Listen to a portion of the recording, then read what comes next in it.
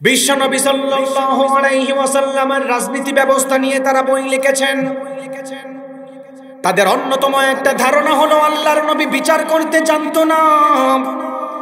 কিন্তু আপনি জানলে অবাক হবেন, আল্লাহর নবী যখন সমাজের মধ্যে বিচার করতেন, আমার নবী এত ইনসাফ করে বিচার করতেন, আপন পর চিনতেন না। বিচার যার উপরে প্রয়োগ হওয়ার কথা তাকেই বিচার করতেন। আপন পর পরের কথা নিজের মেয়ে ফাতেমা রাদিয়াল্লাহু তাআলা আনহার ব্যাপারেও আমার নবী ঘোষণা করেছেন, যদি আমার মেয়ে ফাতেমাও চুরি করে আমি চিন্তা করব না, তার হাত কেটে দিব। আল্লাহর নবী ইনসাফ করতেন। সুবহানাল্লাহ। বুখারীর বর্ণনায় এসেছে, আল্লাহর হাবিব সাল্লাল্লাহু আলাইহি ওয়াসাল্লামের জামানায় আহাম্মাতুল মারআতুল মাখজুমিয়াতুল্লাতী সারাকাত। আল্লাহর নবীর জমানায় একটা বড় ঘটনা ঘটেছিল, আপনি জানলে অবাক হবেন।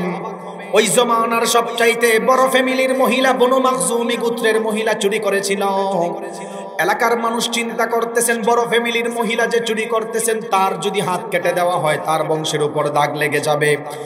আপনি তাকায়া দেখবেন, আমাদের সমাজের যারা নেতা রয়েছেন, বিচার করার সময় বড় ফ্যামিলির মানুষদের বিচার করতে চায় না, গরিব দুঃখী মানুষদের বিচার করার জন্য পাগল হয়ে যায়। আল্লাহর নবীর জামানায় যখন এমন ঘটনা ঘটেছিল, বিশ্বনবী সাল্লাল্লাহু আলাইহি ওয়াসাল্লামের কাছে কেউ কথা বলতে পারে না। হাদিসের মধ্যে এসেছেন, মাইয়ুকাল্লিমু রাসূলুল্লাহি সাল্লাল্লাহু আলাইহি ওয়াসাল্লাম। আল্লাহর নবীর কাছে এই ঘটনাটা কে বলবে, তারা একটু চিন্তার মধ্যে পড়ে গেল। এলাকার মানুষ চিন্তা করতেছেন, উসামা ইবনে যায়েদের ব্যাপারে চিন্তা করতেছেন। বুখারীর বর্ণনায় হাদিস এসেছে, ওয়া মাইয়াজতারি আলাইহি ইল্লা উসামা ইবনে যায়েদ হিব্বু রাসূলিল্লাহ সাল্লাল্লাহু আলাইহি ওয়াসাল্লাম। এলাকার মানুষ উসামা ইবনে যায়েদের কাছে চলে গেল, কারণ হলো আল্লাহর নবী উসামা ইবনে যায়েদকে অধিক ভালোবাসতেন। হাদিসের মধ্যে আসছেন, হিব্বু রাসূলিল্লাহ সাল্লাল্লাহু আলাইহি ওয়াসাল্লাম। উসামা ইবনে যায়েদের কাছে এলাকার মানুষ দৌড়ায়া চলে গেল। উসামা ইবনে যায়েদ রাদিয়াল্লাহু তাআলা আনহুকে যখন বলল, ও উসামা, সমাজের উচ্চ ফ্যামিলির মহিলা চুরি করেছিল, তার নামে যদি বিচার দেওয়া হয় আল্লাহর নবী তো হাত কেটে দিবেন, কোনোভাবে কিছু করা যায় কিনা আল্লাহর নবীকে গিয়ে বলো। আপনি জানলে অবাক হবেন, উসামা ইবনে যায়েদ রাদিয়াল্লাহু তাআলা আনহু আমার নবীর দরবারে হাজির হয়ে বলল, ফাকাল্লামা রাসূলুল্লাহি সাল্লাল্লাহু আলাইহি ওয়াসাল্লাম। উসামা ইবনে যায়েদ যখন আল্লাহর নবীকে বললেন, আল্লাহর নবী সঙ্গে সঙ্গে রাগান্বিত হয়ে গেলেন। আমার নবী উসামা ইবনে যায়েদকে বললেন, উসামা, আতাশফাউ ফি হাদ্দিন মিন হুদুদিল্লাহ, আল্লাহর আইনের ব্যাপারে কি তুমি আমার কাছে সুপারিশ করতেছো নাকি? ও উসামা, তুমি কত বড় কাজ করতেছো, তুমি তো চিন্তা করতে পারো নাই। আল্লাহর আইন হলো চুরি করলে হাত কাটা যেই হোক না কেন, আমি তাও নবী তার হাত কেটে দিব। সুবহানাল্লাহ। বিশ্ব নবী সাল্লাল্লাহু আলাইহি ওয়াসাল্লাম এই কথা বলে শুধু ক্ষান্ত হন নাই, এই কথা বলে আল্লাহর নবী ক্ষান্ত হন নাই। আমার নবী কামা ফাখাতাবা, ওই সময় দাঁড়ায়া গেলেন। আমার নবী বলল, আইয়ুহান নাস ইন্নামা দাল্লা মান কানা ক্বাবলাকুম, তোমাদের পূর্বের মানুষ ধ্বংস হওয়ার কয়েকটা কারণের মূল দুইটা কারণ হলো, এক নাম্বার হলো ইযা সারাকা শরীফু তারাকুহু, যখন সমাজের উচ্চ ফ্যামিলির মানুষগুলি কোনো গুনাহ করত, চুরি করত, তাদেরকে মানুষ ছেড়ে দিত। ওয়া ইযা সারাকা দাঈফু ফীহিম আকামু আলাইহিল হাদ্দা, যখন এলাকার গরিব মানুষেরা চুরি করত তাদেরকে মানুষ বিচার করার জন্য পাগল হয়ে যেত। এই হাদিসের ভাষ্য অনুযায়ী বোঝা যায় সমাজের মানুষ তখন ধ্বংস হয়েছে যখন মানুষ কোট টাই পরে টাকা পয়সা বিদেশে পাচার করে তাদের বিচারের চিন্তা করে না, এলাকার সাধারণ মুরগি চোরার ডাব চোরকে বিচার করে নিজেকে বড় বড় নেতা হিসাবে দাবি করতে চায়। আল্লাহর নবী বললেন, উম্মত ধ্বংস হওয়ার অন্যতম কারণ হলো ইযা সারাকা শরীফু তারাকুহু, যখন ধনী মানুষদের বিচার মানুষ করতে চাইতো না। ওয়া ইযা সারাকা দাঈফু ফীহিম আকামু আলাইহিল হাদ্দা, যখন গরিব মানুষরা চুরি করত তাদের উপর শরীয়তের হদ জারি করার জন্য নেতাগুলি পাগল হয়ে যেত। অর্থাৎ বিচার করত ঠিক আছে, কিন্তু ধনী মানুষদের বিচার করত না। রাসূল সাল্লাল্লাহু আলাইহি ওয়াসাল্লাম এক সাহাবীকে বলেছিলেন, ইন্না লিল্লাহি আহলিনা মিনান নাস, দুনিয়াতে আল্লাহর পরিবার, নিশ্চয়ই আল্লাহর পরিবার আছে। সাহাবী প্রশ্ন করেছিল, মান হুম ইয়া রাসূলুল্লাহ, আল্লাহর পরিবার কারা? আল্লাহর তো আসলেও কোনো পরিবার নাই, ওনার ছেলে সন্তান নেই, ওনার কোনো শরীক নাই। কিন্তু রাসূল সাল্লাল্লাহু আলাইহি ওয়াসাল্লাম বলেন, হুম আহলুল কোরআনি আহলুল্লাহি ওয়া খাসাতুহু, যারা কোরআনওয়ালা, কোরআনের সঙ্গে খাস, তারা সবাই আল্লাহর পরিবার। সুবহানাল্লাহ বলেন। তাহলে বোঝা গেল এই ফিতনার জমানায় আপনি ফিতনার মধ্যে পড়েও এখানে বসছেন, এটা আল্লাহর অনুগ্রহ, ঠিক কিনা বলেন? আমি আপনাদের সামনে খুব অল্প সময়ে কিছু কথা বলবো। কোরআনুল কারীমের ৬,২৩৬টি আয়াত থেকে একটি আয়াত তেলাওয়াত করেছি। রাসূল সাল্লাল্লাহু আলাইহি ওয়াসাল্লামের হাদিস মোবারক থেকে হাদিস পাঠ করেছি। আয়াত এবং হাদিসকে সামনে রেখে সংক্ষেপে কিছু কথা বলবো। আমাদের সমাজের অধিকাংশ মানুষ আছে কিয়ামতকে বিশ্বাস করতে চায় না। মানুষ মারা যাওয়ার পরে তাদেরকে পুনরুত্থান করা হবে কিনা এটা মানুষ বিশ্বাস করতে চায় না। সমাজের উচ্চ শিক্ষিত মানুষ যারা আছেন ওনারা চিন্তা করেন, অধিকাংশ সেকুলার টাইপের মানুষ আছেন, নাস্তিক টাইপের মানুষ আছেন যারা বলেন দেয়ার ইজ নো গড, আল্লাহ বলতে কেউ নেই, পৃথিবী কিয়ামত হবে, ইন দ্য ডে অফ জাজমেন্টে মানুষদেরকে আবার তোলা হবে, এটা মানুষ বিশ্বাস করতে চায় না। তো রাসূল সাল্লাল্লাহু আলাইহি ওয়াসাল্লামকেও প্রশ্ন করা হতো, আপনি বলেন কিয়ামত কবে হবে? তখন রাসূল সাল্লাল্লাহু আলাইহি ওয়াসাল্লাম বলেছিলেন, কিয়ামতের জ্ঞান একমাত্র আল্লাহ জানে। কিয়ামতের জ্ঞান কি আল্লাহ ছাড়া দুনিয়ার কেউ জানে না? এখন আমাদের সমাজের অধিকাংশ মানুষ বিখ্যাত গবেষণাগারের তথ্য পেলে তারা মনে করে কিয়ামত হয়ে যাবে। নাসা যদি মানুষদেরকে বলে কিয়ামত অমুক তারিখে হবে, মানুষ পাগল হয়ে যায়। কিন্তু আপনি জানলে অবাক হবেন, আল্লাহর নবী বলেন কিয়ামত হবে আল্লাহ জানেন, কিন্তু কিয়ামত হওয়ার আগে সমাজের মধ্যে কিছু কিছু পরিবর্তন ঘটবে, সেই কথাগুলি আল্লাহর নবী উম্মতদেরকে বলছেন।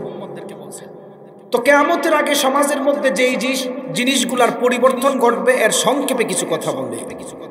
রাসূল সাল্লাল্লাহু আলাইহি ওয়াসাল্লাম বলেন, ইউশিকু আইয়াতিয়া আলান নাসি জামান, এমন এক জামানায় মানুষ উপনীত হবে যেই জামানার মধ্যে লা ইয়াবকা মিনাল ইসলামি ইল্লা ইসমুহু, ইসলাম শুধু নামে থাকবে, ইসলাম কাজে থাকবে না, ঠিক কিনা বলেন? আল্লাহ রাব্বুল আলামিন কোরআন নাজিল করার মাধ্যমে দুনিয়ার মানুষদেরকে জানালেন, এই কোরআন নাজিল করার মাধ্যমে আল্লাহ সমস্ত কিছুর সমাধান দুনিয়াতে দিয়েছেন। আল্লাহ তাআলা দুনিয়ার মধ্যে কিয়ামত হবে, একমাত্র কিয়ামতের কথা আল্লাহ ভালো করে জানেন। দুনিয়ার কেউ কখনো বলতে পারবে না কিয়ামত অমুক তারিখে অমুক তারিখে হবে, এটার নির্দিষ্ট তারিখ নাই। কিন্তু আল্লাহর নবীকে মানুষরা যখন প্রশ্ন করত, ইয়া রাসূলুল্লাহ কিয়ামত কবে হবে, আপনি আমাদেরকে জানায়া দেন, আল্লাহর নবী বললেন, দুনিয়ার মানুষ কিয়ামত হবে একমাত্র আল্লাহ জানে, কিন্তু কিয়ামত হওয়ার আগে সমাজের মধ্যে কয়েকটা পরিবর্তন ঘটবে, সমাজের মধ্যে অশ্লীলতা বেড়ে যাবে। আল্লাহর নবী বললেন, ইউশিকু আইয়াতিয়া আলান নাসি জামান, এমন একটা জামানার মধ্যে মানুষগুলি উপনীত হয়ে যাবে যেই জামানার মধ্যে লা ইয়াবকা মিনাল ইসলামি ইল্লা ইসমুহু, ইসলাম শুধু নামে থাকবে, ইসলাম কাজে থাকবে না। ওয়ালা ইয়াবকা মিনাল কোরআনি ইল্লা রাসমুহু, কোরআন শুধু অক্ষর গুণে কোরআন ছাপা অবস্থায় থাকবে। আমাদের সমাজের মানুষ দেখবেন অধিকাংশ মানুষ কোরআন শুধু আছে, কোরআনটাকে মানে, কিন্তু বাস্তবে আইন বাস্তবায়ন করতে চায় না। অধিকাংশ মানুষ আছে কোরআন পড়তেও জানে না, অধিকাংশ মানুষ আছে কোরআন শিক্ষার বিরোধিতা করে। এই রকম টাইপের কুলাঙ্গার টাইপের মানুষ সমাজে আছে না নাই? আল্লাহর নবী বললেন, শেষ জামানার মানুষদের মধ্যে যখন কোরআন শিক্ষা বিরোধিতা চালু হয়ে যাবে, আল্লাহর নবী বললেন, ফালইয়ারতাকিবুহু ইনদা যালিকা রিহান হামরা, সমাজের মধ্যে অগ্নিবায়ু চালু করবেন, খসফান আও মাসখান, মানুষদের চেহারা বিকৃত হয়ে যাবে। আপনি বলবেন, ও হুজুর দুনিয়ার মধ্যে এখনো পর্যন্ত মানুষদের চেহারা বিকৃত হতে দেখলাম না, এখনো তো অগ্নিবায়ু দেখলাম না। আপনাদেরকে উদাহরণ দিলে আরো ভালো করে বুঝতে পারবেন। গত বছর ইউনাইটেড স্টেট অফ আমেরিকার বিখ্যাত একটা স্টেট লস অ্যাঞ্জেলস, যেখানে সারা পৃথিবীর যত খারাপ কাজ আছে সব কাজ সেখানে হয়। গান বাজনা থেকে ধরে বলিউড টলিউড যত কিছু আছে এরকম সব কিছুর খারাপ কাজ, অশ্লীল ভিডিও বানানো থেকে ওই এলাকায় হতো। আল্লাহ তাআলা অগ্নিবায়ু চালু করে জায়গাটাকে ধ্বংস করে দিয়েছে। আপনি বলবেন হুজুর মানুষদের চেহারা বিকৃত আল্লাহ তাআলা করবেন। আরে মিয়া, আল্লাহ তাআলা চেহারা বিকৃত করবেন ঠিক আছে, কিন্তু মানুষই এখন আর মানুষ থাকতে চায় না, মানুষ নিজেই জানোয়ার বনে যায়, ঠিক কিনা বলেন? গত 2 বছর আগে গবেষণায় দেখা গিয়েছে পৃথিবীর শ্রেষ্ঠ হিংস্র প্রাণীদের মধ্যে কয়েকটার মধ্যে মশা, এর মধ্যে একটা মানুষ। গত 1.5 বছর আগে ইউনাইটেড স্টেটস অফ আমেরিকার একজন বিখ্যাত পপ তারকা, সে $10 লাখ ইউজ করে তার চেহারাকে বিড়ালের চেহারা বানাইছেন। নাউজুবিল্লাহ বলবেন না? বিশ্ব নবী সাল্লাল্লাহু আলাইহি ওয়াসাল্লামের কাছে মানুষরা যখন কিয়ামতের কথা জানতে চাইতো, আল্লাহর নবী বলতো দুনিয়ার মানুষ কিয়ামতের কথা আল্লাহ জানে, কিন্তু কিয়ামত হওয়ার আগে সমাজ ব্যবস্থা ধ্বংস হয়ে যাবে। কিয়ামত হওয়ার আগে সমাজের মধ্যে কোরআন শিক্ষার বিরোধিতা করবে, কিয়ামত হওয়ার আগে সমাজের মধ্যে কোরআন শিক্ষার বিরোধিতা করবে। আপনি জানলে অবাক হবেন, আমাদের সমাজের অধিকাংশ মানুষ এখন কোরআন শিক্ষার বিরোধিতা করে, এমন আছে না নাই? আল্লাহর নবী বললেন ওয়া তুআল্লিমা লিগাইরিদ দ্বীন, দিন বিরোধী শিক্ষা ব্যবস্থা যখন সমাজে চালু হয়ে যাবে, সমাজের মানুষগুলি তখন ধ্বংসের দ্বার প্রান্তে চলে যাবে। আপনি তো বলবেন হুজুর 2025-26 সালে নাকি কিয়ামত, 2025-26 সালে পড়াশোনা ধ্বংস হয়েছে কিনা আপনাদেরকে তথ্য দিলে আপনারা ভালো করে বুঝতে পারবেন। শিক্ষা ব্যবস্থা ধ্বংসের পিছনে ইংরেজরাই সর্বপ্রথম আমাদেরকে ধ্বংস করেছেন, ঠিক কিনা? উদাহরণ দিয়ে শোনেন, যেহেতু সংক্ষেপে ওয়াজ আলোচনা ওলামায়ে কেরামরা করবেন, আপনাদেরকে নতুন কিছু তথ্য দেই।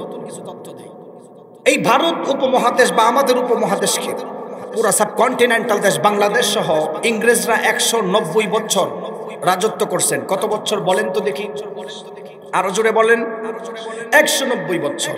ইংরেজরা যখন ভারত উপমহাদেশ বা এই উপমহাদেশকে রাজত্ব করতে আসে, সর্বপ্রথম ইস্ট ইন্ডিয়া নামের কোম্পানির মাধ্যমে এই দেশে আসছেন। তারা 100 বছর ইস্ট ইন্ডিয়া নামের কোম্পানি দিয়ে কাজ করছেন।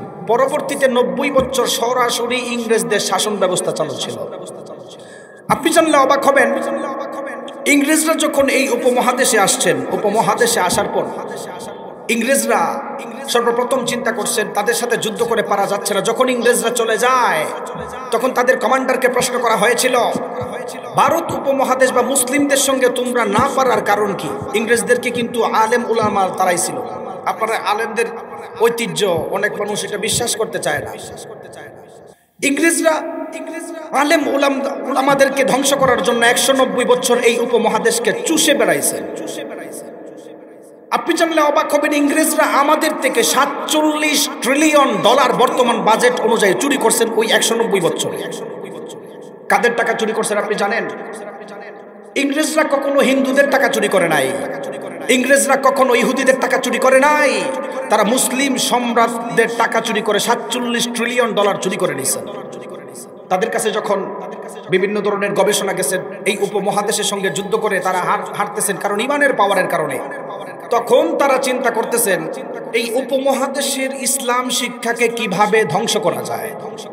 তারা চিন্তা করছেন আমাদের ব্রাহ্মণবাড়িয়া জেলার ঐতিহ্যবাহী এক মাদ্রাসা সরাইল, উচালিয়াপাড়া মাদ্রাসার শেখুল হাদিস আল্লামা কাসেম আল কাসেমি 2009 সালে যিনি দারুল উলুম দেওবন্দে দাখিলা পেয়েছিলেন, উনি একটা বই লিখছেন দারুল উলুম দেওবন্দের গোড়ার কথা। সেই বইটা পড়তে গিয়ে, ওনার সঙ্গে মোজাকারা করতে গিয়ে, এখানে একজন ইংরেজ শাসকের, ইংরেজ শিক্ষাবিদের লেখা পড়লাম। লর্ড ম্যাকল নামের একজন কুখ্যাত শিক্ষাবিদ। ইংরেজরা যখন দেখলো মুসলিমদের সঙ্গে যুদ্ধ করে পারতেছে না, মুসলিমদের সঙ্গে পারতেছে না, তখন তারা চিন্তা করছেন মুসলিমদেরকে, মুসলমান ধর্মের শিক্ষা ব্যবস্থাকে ধ্বংস করাই মূল কাজ, ঠিক কিনা বলেন? লর্ড ম্যাকল সর্বপ্রথম সে আইন তৈরি করেছিল, সিস্টেম তৈরি করেছিল, দেখতে ঠিকই এশিয়ান মহাদেশের মানুষের মতো হবে কিন্তু আদতে ইংরেজ হবে। যে কারণে আমাদের সমাজের অধিকাংশ উচ্চ শিক্ষিত মানুষ যারা আছেন দেখতে ঠিকই আমাদের মতো স্মার্ট, কিন্তু তাদের আদত, তাদের চিন্তাধারা পশ্চিমা ওয়েস্টার্ন কালচারের মতো হওয়ার কারণে ইসলাম বিদ্বেষী হয়ে যায়, ঠিক কিনা বলেন? উদাহরণ দেই, বিশ্ববিদ্যালয়ে থাকা অবস্থায় একটি কিতাবের উপর বিশেষ করে গবেষণা করেছি, আল খালিক ওয়া ইলমুল কাউনিয়াত, স্রষ্টা ও সৃষ্টি তত্ত্বের উপর থিসিস লেখার সময় আল কুরআন ওয়াল মুস্তাশরিকুন, সমাজের অধিকাংশ মানুষ ধ্বংস হওয়ার মূল কারণ হচ্ছে তারা ওরিয়েন্টালিস্ট, প্রাচ্যবাদ বিশ্বাসী। বাংলাতে যেটাকে প্রাচ্যবাদ বলা হয়, ইংলিশে সেটাকে ওরিয়েন্টালিস্ট বলা হয়, আর আরবিতে মুস্তাশরিকিন বলে। আপনি জানলে অবাক হবেন, 1802 সালে সর্বপ্রথম এই উপমহাদেশের শিক্ষা ব্যবস্থা ধ্বংস করার জন্য চক্রান্ত করা হয়েছিল। এর মধ্যে অন্যতম একজন ব্যক্তি হচ্ছে গোল্ডজিহার, আরেকজনের নাম হচ্ছে জোসেফ শ্যাক্ট। ওনারা 1802 সাল, 1903 সাল, বিশেষ করে বইগুলি পাবেন আপনি অক্সফোর্ড ইউনিভার্সিটিতে, টরন্টো ইউনিভার্সিটিতে, বোস্টন ইউনিভার্সিটিতে। সেই সমস্ত বইয়ের মধ্যে তুলে ধরেছেন origin of Muhammadan jurisprudence, aspect of Islamic civilisation and introduction to Islamic law, mister Arberry Nicholson. এইরকম কুখ্যাত ইহুদিরা, আমার মতো দেখতে আলেম কিন্তু জাতে ইহুদি, বই লিখছেন নবীর শান নিয়ে। নাউজুবিল্লাহ পড়বেন না? তারা বই লিখতে গিয়ে সর্বপ্রথম তুলে ধরেছেন রাসূল সাল্লাল্লাহু আলাইহি ওয়াসাল্লামের মতো আদর্শবান নবী দুনিয়াতে আসবে না। সুবহানাল্লাহ পড়বেন না? তার প্রথম বই পড়ে আপনি সুবহানাল্লাহ পড়বেন, কিন্তু মধ্যখানে গিয়ে এমন ভাবে আমার নবীকে কলঙ্কিত করেছেন। ওই কুখ্যাত গোল্ডজিহার বলেছেন রাসূল সাল্লাল্লাহু আলাইহি ওয়াসাল্লাম দুনিয়াতে যুদ্ধ করছেন মুসলমানদেরকে বাঁচানোর জন্য নয়, বরং নারী পাওয়ার জন্য। নাউজুবিল্লাহ পড়বেন? যে কারণে আমাদের অধিকাংশ উচ্চ শিক্ষিত মানুষরা এখন বাহিরের দেশে পড়াশোনা করার পরেও তারা দেশের মধ্যে যখন আলেমরা জিহাদের কথা বলে তাদেরকে জঙ্গিবাদ বলে ট্যাগ দেয়। ঠিক কিনা বলেন? আমাদের সমাজের মানুষরা কেন মাদ্রাসা শিক্ষার বিরোধিতা করে? অধিকাংশ উচ্চ শিক্ষিতরা মানুষ রয়েছেন যারা মাদ্রাসা শিক্ষাকে ব্যাঙের ছাতা বলে গালি দেয়। তার মূল ইতিহাস আপনাদেরকে শোনায়া দেই। ইহুদিরা 200 বছর আগে বই লিখেছেন, ইসলামের কভার দিয়ে বই লিখেছেন। বই লিখার সময় সেখানে তুলে ধরেছেন, আরে মাদ্রাসা শিক্ষা যদি আপনি আপনার সন্তানকে দেন, কোরআন শিক্ষা যদি আপনার সন্তানদেরকে দেন, তাহলে তারা নীতি নৈতিকতা শিখতে পারবে না, সমাজের কালচার সম্পর্কে শিখতে পারবে না। আপনি জানলে অবাক হবেন, এই সমস্ত বই পড়ার কারণে আমাদের সমাজের অধিকাংশ উচ্চ শিক্ষিত মানুষরা মাদ্রাসার আলেমদেরকে নাক ছিটকায়, তাদেরকে সম্মান করতে চায় না। এমন আছে না নাই? তার মধ্যে অন্যতম হচ্ছে an introduction to Islamic law, Islamic আইন সম্পর্কে বই লিখেছেন মিস্টার আরবারি নিকোলসন। বই লিখতে গিয়ে তুলে ধরেন রাসূল সাল্লাল্লাহু আলাইহি ওয়াসাল্লাম উনি মানুষ হিসেবে ভালো ছিল, কিন্তু নেতা হিসেবে পারফেক্ট নেতা ছিল না। নাউজুবিল্লাহ করবেন? এই কথা বলছেন একজন ইহুদি। যেই কারণে আমাদের সমাজের অধিকাংশ মানুষ আছে, আলেমরা যখন সংসদে যাবে তাদেরকে, হুজুর আপনি সংসদে যাওয়ার দরকার নাই, আপনি মাদ্রাসায় বসে তাবিজ লিখবেন, আমরা পানি পড়া নিয়ে আসবো, ফো দিবেন, আপনার কাজ এটা, রাজনীতি করা আপনার কাজ না। এই কথা বলে কি বলে না? আরে বোকার দল, এই দেশের রাজনীতি যদি করতে হয়, নবীর আদর্শ ছাড়া রাজনীতি করলে আপনি জান্নাতে যেতে পারবেন না। নবীর আদর্শ ছাড়া রাজনীতি আপনি কিভাবে করবেন? সেকুলার রাজনীতি, ঈমান চলে যাবে। বিশ্বনবী সাল্লাল্লাহু আলাইহি ওয়াসাল্লামের রাজনীতি ব্যবস্থা নিয়ে তারা বই লিখেছেন। তাদের অন্যতম একটা ধারণা হলো আল্লাহর নবী বিচার করতে জানতো না। কিন্তু আপনি জানলে অবাক হবেন, আল্লাহর নবী যখন সমাজের মধ্যে বিচার করতেন, আমার নবী এত ইনসাফ করে বিচার করতেন, আপন পর চিনতেন না। বিচার যার উপরে প্রয়োগ হওয়ার কথা তাকেই বিচার করতেন। আপন পর পরের কথা নিজের মেয়ে ফাতেমা রাদিয়াল্লাহু তাআলা আনহার ব্যাপারেও আমার নবী ঘোষণা করেছেন, যদি আমার মেয়ে ফাতেমাও চুরি করে আমি চিন্তা করব না, তার হাত কেটে দিব। আল্লাহর নবী ইনসাফ করতেন। সুবহানাল্লাহ। বুখারীর বর্ণনায় এসেছে, আল্লাহর হাবিব সাল্লাল্লাহু আলাইহি ওয়াসাল্লামের জামানায় আহাম্মাতুল মারআতুল মাখজুমিয়াতুল্লাতী সারাকাত, আল্লাহর নবীর জমানায় একটা বড় ঘটনা ঘটেছিল। আপনি জানলে অবাক হবেন। ওই জমানার সবচাইতে বড় ফ্যামিলির মহিলা, বনু মাখজুমি গোত্রের মহিলা চুরি করেছিল। এলাকার মানুষ চিন্তা করতেছেন, বড় ফ্যামিলির মহিলা যে চুরি করতেছেন, তার যদি হাত কেটে দেওয়া হয় তার বংশের উপর দাগ লেগে যাবে।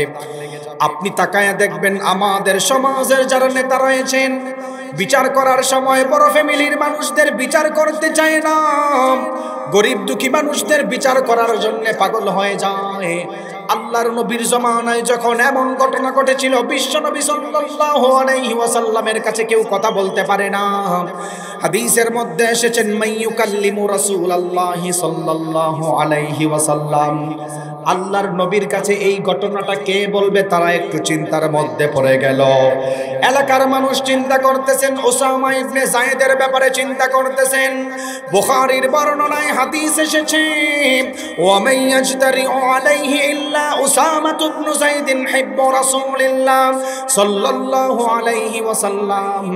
এলাকার মানুষ উসামা ইবনে যায়েদের কাছে চলে গেল, কারণ হলো আল্লাহর নবী উসামা ইবনে যায়েদকে অধিক ভালোবাসতেন। হাদিসের মধ্যে আসছেন হিব্বু রাসূলিল্লাহ সাল্লাল্লাহু আলাইহি ওয়াসাল্লাম।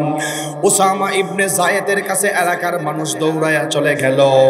উসামা ইবনে যায়েদ রাদিয়াল্লাহু তাআলা আনহুকে যখন বলল, ও উসামা, সমাজের উচ্চ ফ্যামিলির মহিলা চুরি করেছিল, তার নামে যদি বিচার দেওয়া হয় আল্লাহর নবী তো হাত কেটে দিবেন, কোনোভাবে কিছু করা যায় কিনা আল্লাহর নবীকে গিয়ে বলো। আপনি জানলে অবাক হবেন, উসামা ইবনে যায়েদ রাদিয়াল্লাহু তাআলা আনহু আমার নবীর দরবারে হাজির হয়ে বলল, ফাকাল্লামা রাসূলুল্লাহি সাল্লাল্লাহু আলাইহি ওয়াসাল্লাম।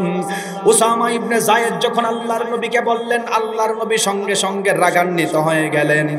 আবার নবী উসামা ইবনে যায়েদকে বললেন, উসামা, আতাশফাউ ফি হাদ্দিন মিন হুদুদিল্লাহ, আল্লাহর আইনের ব্যাপারে কি তুমি আমার কাছে সুপারিশ করতেছো নাকি? ও উসামা, তুমি কত বড় কাজ করতেছো, তুমি তো চিন্তা করতে পারো নাই। আল্লাহর আইন হলো চুরি করলে হাত কাটা যেই হোক না কেন, আমি তাও নবী তার হাত কেটে দিব। সুবহানাল্লাহ। বিশ্ব নবী সাল্লাল্লাহু আলাইহি ওয়াসাল্লাম এই কথা বলে শুধু ক্ষান্ত হন নাই, এই কথা বলে আল্লাহর নবী ক্ষান্ত হন নাই। আমার নবী কামা ফাখাতাবা, ওই সময় দাঁড়ায়া গেলেন। আমার নবী বলল, আইয়ুহান নাস ইন্নামা দাল্লা মান কানা ক্বাবলাকুম, তোমাদের পূর্বের মানুষ ধ্বংস হওয়ার কয়েকটা কারণের মূল দুইটা কারণ হলো, এক নাম্বার হলো ইযা সারাকা শরীফ তারাকুহু, যখন সমাজের উচ্চ ফ্যামিলির মানুষগুলি কোনো গুনাহ করত, চুরি করত, তাদেরকে মানুষ ছেড়ে দিত। ওয়া ইযা সারাকা দাঈফু ফীহিম আকামু আলাইহিল হাদ্দ, যখন এলাকার গরিব মানুষেরা চুরি করত তাদেরকে মানুষ বিচার করার জন্য পাগল হয়ে যেত। এই হাদিসের ভাষ্য অনুযায়ী বোঝা যায় সমাজের মানুষ তখন ধ্বংস হয়েছে যখন মানুষ কোট টাই পরে টাকা পয়সা বিদেশে পাচার করে তাদের বিচারের চিন্তা করে না, এলাকার সাধারণ মুরগি চোরার ডাব চোরকে বিচার করে নিজেকে বড় বড় নেতা হিসাবে দাবি করতে চায়। আল্লাহর নবী বললেন, উম্মত ধ্বংস হওয়ার অন্যতম কারণ হলো ইযা সারাকা শরীফু তারাকুহু, যখন ধনী মানুষদের বিচার মানুষ করতে চাইতো না। ওয়া ইযা সারাকা দাঈফু ফীহিম আকামু আলাইহিল হাদ্দা, যখন গরিব মানুষরা চুরি করত তাদের উপর শরীয়তের হদ জারি করার জন্য নেতাগুলি পাগল হয়ে যেত। অর্থাৎ বিচার করত ঠিক আছে, কিন্তু ধনী মানুষদের বিচার করত না। আল্লাহর নবী এমন সময় কসম খেয়ে বললেন, ওয়াইমুল্লাহ লাউ আন্না ফাতিমাতা বিনত মুহাম্মাদিন সাল্লাল্লাহু আলাইহি ওয়াসাল্লাম, আমি নবীর মেয়ে ফাতেমাও যদি চুরি করত, সারাকাত লাকাতা মুহাম্মাদুন ইয়াদাহা, আল্লাহর নবী কসম খেয়ে বলল, ওয়াইমুল্লাহ ওয়াইমুল্লাহ, আল্লাহর নবী কসম খেয়ে বললেন, লাউ আন্না ফাতিমাতা বিনত মুহাম্মাদিন সাল্লাল্লাহু আলাইহি ওয়াসাল্লাম, আমি নবীর মেয়ে ফাতেমাও যদি সারাকাত লাকাতা মুহাম্মাদুন ইয়াদাহা, চুরি করত, দ্বিধাদ্বন্দ্ব না করে হাত কেটে দিতাম। সুবহানাল্লাহ। আমার নবী কত সুন্দর ইনসাফ করে বিচার করতেন, অথচ ইহুদি খ্রিস্টানেরা আমার নবীকে গালি দিত। আল্লাহর নবী বলেছেন, উম্মত তখন ধ্বংস হয়ে যাবে যখন কোরআন শিক্ষা ব্যবস্থা থেকে দূরে চলে যাবে। আপনি তাকায় দেখবেন অধিকাংশ মানুষ আছে এই মাদ্রাসায় যে কোরআন পড়া হয় তাদের ভিতরে ঠিক মতো শান্তি নাই। কিছু কিছু মানুষও আছে ওলামায়ে কেরামরা যদি উপরে উঠতে চায় তাদেরকে দেখতে পারে না, এমন মানুষ আছে না নাই? অভাব নাই। আলিমরা রাজনীতি করবে, মুহতামিমগিরি করেন, আর কোনো দরকার নেই। এলাকার বিচার আপনার করার দরকার নেই। আরে মিয়া, এই পৃথিবীতে ইতিহাস খুঁজে দেখেন, ইনসাফওয়ালা যদি বিচার করে নবী এবং নবীর ওয়ারিসেরাই করেছেন, ঠিক কিনা বলেন? কোনো চোর বাটপার কখনোই চাইবে না ইসলামী সমাজ ব্যবস্থা চালু হোক। আচ্ছা বলেন তো দেখি, এই মজলিসপুর মাইক লাগায়া যদি 100 দিন তাফসির করি, সমাজ থেকে কি সুদ বন্ধ হয়ে যাবে? এত বছর ওয়াজ হচ্ছে, আপনার মজলিসপুর থেকে সুদ বন্ধ হয়ে গেছে বলতে পারবেন কেউ? সমাজের মধ্যে ঘুষ বন্ধ হবে, সমাজের মধ্যে পরকীয়া বন্ধ হবে, সমাজের মধ্যে বেপরদা কমবে? কমবে না। মাইক দিয়ে ওয়াজ করলে সব কিছুর সমাধান হয় না, কিন্তু যখন আপনি আল কোরআনকে পার্লামেন্টে নেবেন, তখন যখন ইসলামের আইন, কোরআনের আইন সমাজে বাস্তবায়ন করবেন, অটোমেটিকলি সমাজ থেকে পরকীয়া বন্ধ হয়ে যাবে, ঠিক কিনা বলেন? কোন এমপি সাহেব অথবা বাংলাদেশের কোন প্রেসিডেন্ট যদি আল্লাহ তাআলা এরকম মানে কোরআন দিয়ে আইন চালায়, যদি উনি সরাসরি বলে মজলিশপুর এলাকায় অর্থাৎ এই জেলা ব্রাহ্মণবাড়িয়া জেলাতে সারা বাংলাদেশে আইন করছেন, এক ওয়াক্ত নামাজ ছাড়লে ৫,০০০ টাকা জরিমানা, ২ মাসের জেল। আপনি কি মনে করেন মজলিশপুর এই বড় মসজিদ খালি থাকবে? কি বলেন আপনি? তাহলে বোঝা গেল ওয়াজ করেই সব হবে না, বরং সংসদে পার্লামেন্টে কোরআন নেওয়ার দরকার আছে না নাই? তাহলে আপনি আলেমরা যখন রাজনীতিতে দাঁড়ায় তাদেরকে ভোট দিতে চান না। আল্লাহ নবী তো এটাই বলছেন, উম্মত তখনই ধ্বংস হবে। এরপরে আমার নবীকে বলল যখন, ইয়া রাসূলুল্লাহ, উম্মত ধ্বংস হওয়ার অন্যতম আরেকটা আলামত কি? আল্লাহর নবী বললেন, ইউশিকু আইয়াতিয়া আলান নাসি জামান, এমন একটা জমানার মধ্যে মানুষগুলি উপনীত হয়ে যাবে যেই জমানার মধ্যে ওয়ারতাফাতিল আসওয়াতু ফিল মাসাজিদ, মসজিদের মধ্যে হাঙ্গামা শুরু হয়ে যাবে, মসজিদ নিয়ে মানুষগুলি দ্বন্দ্ব করা শুরু করে দিবে, মসজিদের ভিতরে উল্টাপাল্টা আওয়াজ হবে। আপনি বলবেন, হুজুর মসজিদ তো নামাজ পড়ার জায়গা, মসজিদ তো ইবাদত করার জায়গা, মসজিদের মধ্যে আবার হাঙ্গামা কি? আল্লাহর নবী বললেন, শেষ জমানার মসজিদ কমিটি অধিকাংশ সুদখোর হবে, শেষ জমানার অধিকাংশ মসজিদগুলি ঘুষখোর হবে, এলাকার সবচাইতে জালেমরা হবে, যাদের কারণে মসজিদের ইমাম সাহেব ঠিক মতো সুদের কথা বললে তার উপর আক্রমণ হয়, এমন সমাজ আছে না নাই? আমাদের সমাজ ধ্বংস হওয়ার মূল কারণ হলো যখন থেকে আপনি মসজিদ কমিটি এলাকার চোর বাটপার নেতাদেরকে বানাইছেন যারা ঠিক মতো নামাজ পড়ে না। এলাকার মসজিদ কমিটি বানাইছেন, হুজুর সুদের কথা বলে সেক্রেটারি সাহেব গরম, হুজুর যদি ঘুষের কথা বলে সভাপতি সাহেবের মন খারাপ, হুজুর যদি পরকিয়ার কথা বলে যেই ব্যক্তি পরকিয়া করছে এর মন খারাপ, গিয়ে হুজুরের উপর অ্যাটাক করে বসে। আছে না না এরকম? মসজিদ কমিটি কারা হবে আল্লাহ কি কোরআনে বলে নাই? আপনি কি বলেন? এই পৃথিবীটাকে আল্লাহ চালাচ্ছে, কত গ্রহ আল্লাহ তৈরি করছেন, এগুলোর ব্যাখ্যা সায়েন্টিফিক আলোচনা, এদিকে যাচ্ছি না, আমার আলোচনাতে আমি থাকি। আল্লাহ সারা পৃথিবীর সবার রিজিকের ব্যবস্থা করছেন, মসজিদ আর রাষ্ট্র কিভাবে চালাবেন এটা বলেন নাই? কি বলেন? বলেন নাই? বলছেন। মসজিদ কমিটি কারা হবে? যারা আল্লাহওয়ালা, আল্লাহকে বিশ্বাস করে জাকাত দেয়। কিন্তু আমাদের সমাজের অধিকাংশ মসজিদের সভাপতি সাহেব আছে, কিয়ামতের আলামত সে নিজেই জাকাত দেয় না। আছে না না এরকম? বিশ্বনবী সাল্লাল্লাহু আলাইহি ওয়াসাল্লাম বললেন, মাসাজিদুহুম আমিরাতু ওয়া হিয়া খারাবুম মিনাল হুদা, মসজিদ থেকে হেদায়েত শূন্য হয়ে যাবে। আপনি বলবেন, হুজুর মসজিদ তো ইবাদত করার জায়গা, হেদায়েত শূন্য কিভাবে হয়ে যায়? আল্লাহর নবী বললেন, দুনিয়ার মানুষ শেষ জামানায় মসজিদের মধ্যে মানুষ হাঙ্গামা বেশি করবে। আজান হয়ে যাচ্ছে, ওয়াজ শেষ, যেই কথাগুলি বলছে আর 5 মিনিট আছে দেখি। আচ্ছা, আল্লাহর নবী বলছেন, মাসাজিদুহুম আমিরাতু ওয়া হিয়া খারাবুম মিনাল হুদা, মানুষ মসজিদ নিয়ে দাঙ্গা হাঙ্গামা করবেন, ওয়া হিয়া খারাবুম মিনাল হুদা, মসজিদের থেকে হেদায়েত উঠে যাবে। কিন্তু আপনি জানলে অবাক হবেন, আপনি জানলে অবাক হবেন, মসজিদের মধ্যে হেদায়েত শূন্য হয় না, বরং মসজিদের মধ্যে সত্যিকারের ইমানদার মুসল্লি এখন খুঁজে পাওয়া যায় না। এবার আসেন মসজিদ কেমন হবে আল্লাহ তাআলা দুনিয়ার মধ্যে মানুষদেরকে জানানো। কোরআনুল কারীমের মধ্যে আল্লাহ জানিয়ে দিল, ইন্নামা ইয়া'মুরু মাসাজিদাল্লাহি মান আমানা বিল্লাহি ওয়াল ইয়াউমিল আখির ওয়া আকামাস সালাতা ওয়া আতাজ যাকাতা ওয়া লাম ইয়াখশা ইল্লাল্লাহ ফাআসা আন ইয়াকুনু মিনাল মুহতাদিন। মসজিদ কমিটি কারা হবে আল্লাহ তাআলা এই আয়াতের মধ্যে বললেন, ইন্নামা ইয়া'মুরু মাসাজিদাল্লাহি মান আমানা বিল্লাহ। আল্লাহ তাআলা বলেন, যারা আল্লাহর প্রতি ঈমান আনছেন তারা মসজিদ কমিটি হবে। কিন্তু আমাদের সমাজের মানুষ দেখবেন চোর বাটপারদেরকে মসজিদের সভাপতি বানায়। আমাদের সমাজের মানুষ এলাকার মধ্যে সবচাইতে খারাপ মানুষদেরকে সেক্রেটারি বানায়। আল্লাহ তাআলা বলেন ইন্নামা ইয়ামুরু মাসাজিদাল্লাহি মান আমানা বিল্লাহি ওয়াল ইয়াউমিল আখির। কিয়ামত সম্পর্কে যাদের বিশ্বাস আছে, ওয়া আকামাস সালাতা ওয়া আতাজ যাকাতা ওয়া লাম ইয়াখশা ইল্লাল্লাহ, যেই ব্যক্তি নিজে নামাজ পড়ে সেই ব্যক্তি মসজিদ কমিটি হবে।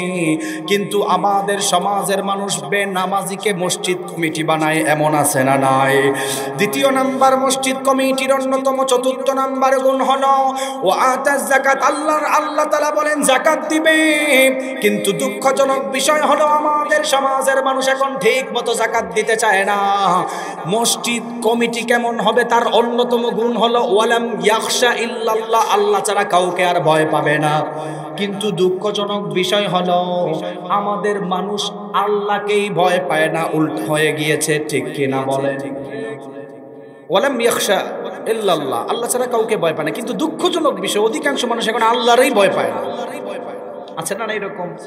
তো নবী তো এই কথা বলছেন, মাসাজিদুহুম আমিরাতু ওয়া হিয়া খারাবু মিনাল হুদা, মসজিদ হেদায়েত শূন্য হয়ে যাবে। তাহলে আচ্ছা বলেন, আমি যে এখন মসজিদ কমিটি নিয়ে কথা বলছি, আপনারা তো সবাই খুব খুশি। ওই যে আপনি খুশি, আপনি বসেন বসেন, উঠিয়েন না, শুনেন আপনার খুশিটা আমি শেষ করি, বসেন। মসজিদ কমিটি সুদখোর ঘুষখোর হওয়ার পিছনে দায়ী কারা বলেন আপনারা? হ্যাঁ, আমরা বলেন, আমরা নিজের উপর নেন, কে দায়ী? আপনাদের আমাদের সমস্যা হচ্ছে মসজিদে যেই কেউ এসে 10 লাখ টাকা দান করলে সুদের টাকা নাকি ঘুষের টাকা চিন্তা করি না, স্যার আপনি সভাপতি, ঠিক কিনা বলেন?